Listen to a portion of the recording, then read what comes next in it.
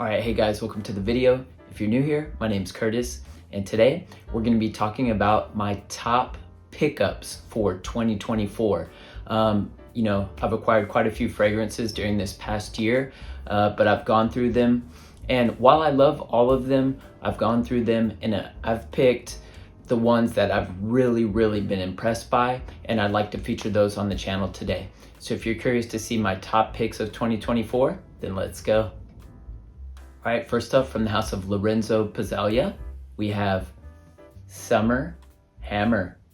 Man, so talk about a transportive fragrance. This one takes you on a journey. Seriously, fruity, juicy, boozy, thick, creamy, and a little bit sweet. And that's basically what you get here. This fragrance has so much depth and character and body to it. Granted, the name is Summer Hammer, but you can really wear this fragrance all year round. So if you're looking for kind of like a fruity, fresh take during the winter time or even the fall, then this fragrance will work a treat. And it's kind of a nice switch up from, your deep, heavier fragrances. Now this fragrance is quite heavy and it has some thickness and body to it, but this is a type of fragrance that has that kind of thickness and body and power to push through those cooler temperatures. When you want, something kind of a bit more fun, bright, playful, kind of stepping outside, maybe the dark, heavier fragrances that we typically wear, this is a good one. There are some white florals in this fragrance, but off my skin, I don't really pick them up very much, if any at all. And there is some sandalwood and a bit of coconut here, which provides a subtle creaminess to this fragrance, but I really enjoy it. But that creaminess doesn't come off as lactonic in any way, but it's just very smooth and creamy, and I just love the wearing experience of this one. So if you can, get yourself a sample of Summer Hammer by Lorenzo Pazzaglia. Next up from the house of Maison Crivelli, we have Tubereuse Astrale. Now this one was kind of a surprise for me, as this fragrance does have tuberose in it, and I'm not the biggest fan of tuberose. However, when I smelled this one at the one of the boutiques in Tokyo, man, I was blown away. And not to mention, this one was perfumed by one of my favorite perfumers, Quentin Biche, so I kind of had high expectations going into this, and this fragrance definitely didn't disappoint. This is quite a unique take on tuberose as well. It doesn't come off as that kind of, kind of sweet little girly type of tuberose, or that bubblegummy kind of tuberose. It has a slight bubblegumminess to it, but it's definitely a different take, and combined with the other notes, it's just absolutely gorgeous. This one is just floral, ambery, leathery, and a bit spicy, but that's all just combined together for an intoxicating combination. And this fragrance is nuclear beast mode to the max. I mean, one spray, that's all you need. And this leaves the biggest sillage trail, and people tend to really like this one. I have received quite a few compliments from this one, but when I say nuclear beast mode, not only in terms of the projection and sillage, but also the longevity. I mean, this one stays on my skin over 24 hours, and that's with multiple showers. So this fragrance is quite potent, but it is a gorgeous wear, and definitely it has been a compliment getter for me. So yeah, I'm definitely looking forward to wearing this fragrance a bit more. But yeah, this is a great one and definitely one to check out. So if you can, get yourself a sample of Tubereuse Estw by Maison Crivelli. All right, next up from the house of Fusciuni, we have Little Song. Man, so this is such a gorgeous wear. It basically contains my favorite notes in perfumery: tobacco, coffee, rose, and vetiver. And those are all combined together to make for an absolutely intoxicating combination.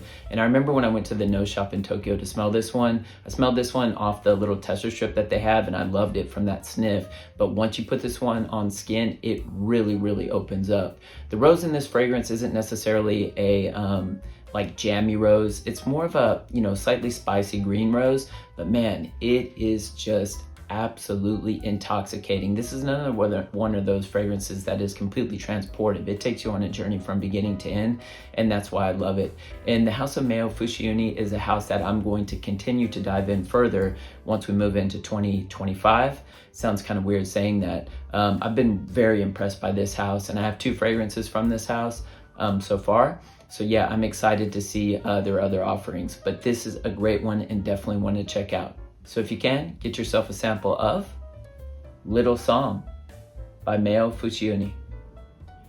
Next up from the house of Atelier Materi, we have Narcis Taiji. So yeah, as you can see here, I just have a little 10 ml sample or 8 ml sample of this fragrance, which I purchased from the brand.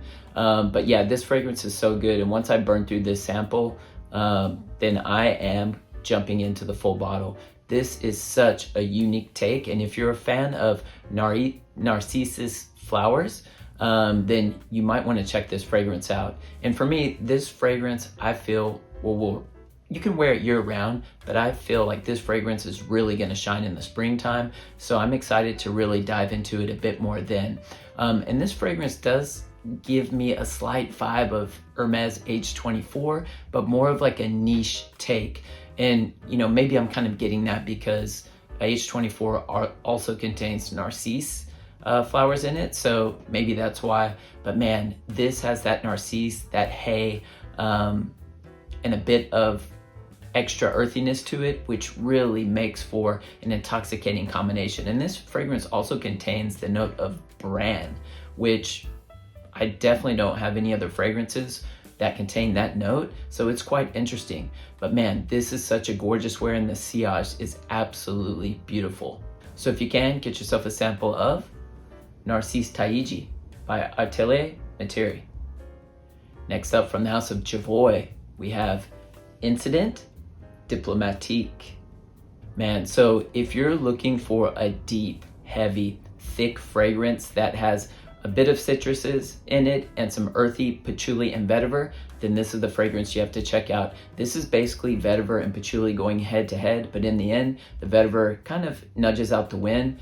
And man, as you guys know, I'm a huge lover of vetiver, and I've really become accustomed to the note of patchouli as well. But man, this is such a gorgeous take on those 2 notes, and also that citrus that's in here. What's impressive about this is off my skin, that citrus lasts the entire life of the fragrance, which is quite unusual for a citrus note in fragrance. But man, it is such a gorgeous wear, and this fragrance is potent. So for me, I don't need a whole lot of sprays, 2 or 3 at most, and it leaves a gorgeous trail. And I wear this one to work quite often. It has worked a treat, but you can wear it anytime. It is quite a versatile fragrance that, you know, you can wear kind of, for me, spring, winter, fall are kind of my go-tos for this one. But man, this is a gorgeous one and definitely one of my favorites from the house. So if you can, get yourself a sample of Incident Diplomatique by Jovoy. Next up from the house of Oman Luxury, we have Royal Incense. Man, so this one is a fragrance that really surprised me. Basically what you get here is definitely a heavy dose of incense. You have a bit of honey, and you also have some geranium in here, but off my skin, that geranium comes off quite rosy. So it seems like there's quite a heavy rosy presence in this fragrance, which I absolutely love because, as you guys know, I love the note of rose. But man, this is such a gorgeous wear. And what I do is, when I wear this one on its own for sure, but I do really enjoy layering this one with Rose de Taif Extrait from Paris Monte Carlo, just to kind of boost up the rosiness even more. But you know, that aside, this one on its own, it's such a gorgeous wear. And I'm really curious, and I'd like to dive into the house of Oman Luxury a bit more because I've been so impressed with this offering. So if you can, get yourself a sample of Royal Incense by Oman Luxury. Next up, going to the house of Maksim Perfume, we have Oud Indochine. Man, cardamom, frankincense, vanilla, oud, and some dark chocolate, all blended together extremely well, and that makes for an intoxicating combination here. Man, I absolutely love this one. This one has been such an impressive and enjoyable fragrance to wear. This one, again, is one of those transportive fragrances. It takes you on a journey. And what's interesting about this one is, you know, I definitely get a tobacco-like vibe from this fragrance. However, tobacco's not listed in the notes here, but this is a very deep, rich, heavy fragrance. So for me, I do about 2 sprays and I'm good. But yeah, the sillage trail that this one leaves is absolutely gorgeous, and it works perfectly in the winter time. This is a winter fragrance. This is a very heavy winter fragrance. So yeah, I mean, I think it would be kind of difficult to pull off in any other season. You could probably pull it off at the end of fall, but winter, this one works perfectly. This fragrance was made for winter. And it also has kind of a coziness about it that I really enjoy. In the dry down of this fragrance, the oud really starts to push forward. It doesn't come off animalic or funky, but you can definitely tell that it's oud. And that's blended together really well with some cocoa, which makes for a very intoxicating yet addictive fragrance. So if you can, get yourself a sample of Oud Indochine by Maksim Perfume. Next up, from the house of Jeroboam, we have Unue. Man, so I was really debating whether to put on Unue or Gozo. You know, I didn't want to pick multiple fragrances from one brand. So in the end, I decided that Unue kind of takes the win for me a little bit more, but Gozo is such an amazing fragrance as well. You get a bit of fruits in the opening, but in the dry down, it's all about the sandalwood, musk, and patchouli, and that is just blended extremely well. And what's really unique about this fragrance is this fragrance, it is very intense and it pushes off. However, when you wear this, it almost kind of feels like a second skin. It just blends with my skin chemistry just amazingly well, and so I think that's why I really enjoy this one. Not to mention it smells phenomenal. But yeah, this is one of those fragrances where it almost kind of feels like you're not wearing anything, but you know that you are because it's so intense. I don't know if that makes sense to you guys, but as the wearer, it makes complete sense to me. But this is definitely a good one and one to check out. So if you can, get yourself a sample of Unue by Jeroboam. Next up, from the house of Matterie, we have Falcon Leather. Man, so I think this is a very polarizing love it or hate it scent for many, but for me, it's an absolute love. You definitely get a heavy blast of leather and birch tar in here, which kind of comes off in a slightly rubbery way, but it's not unpleasant by any means, at least to my nose. And so I really enjoy it.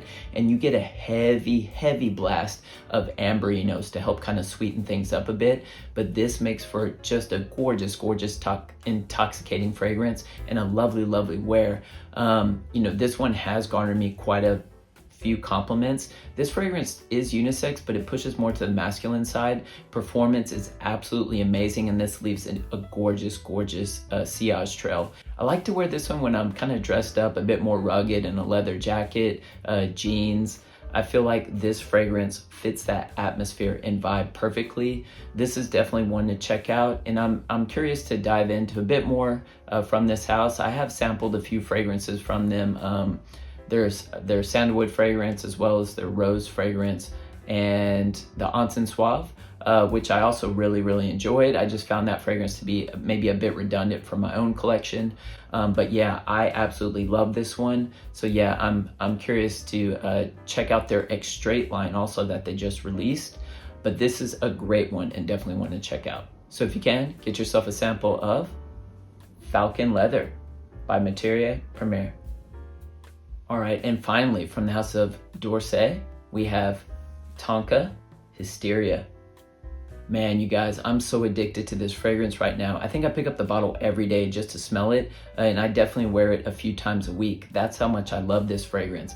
You definitely get a heavy blast of pink pepper in here, which you can pick up from the very beginning, along with some orris that provides like a powderiness to this fragrance. And then you get those ambery notes that really start to push forward in the dry down with a bit of tonka bean that's providing a bit of subtle creaminess here. But there is so much depth and character, and this makes for such an intoxicating and gorgeous wear that I absolutely love.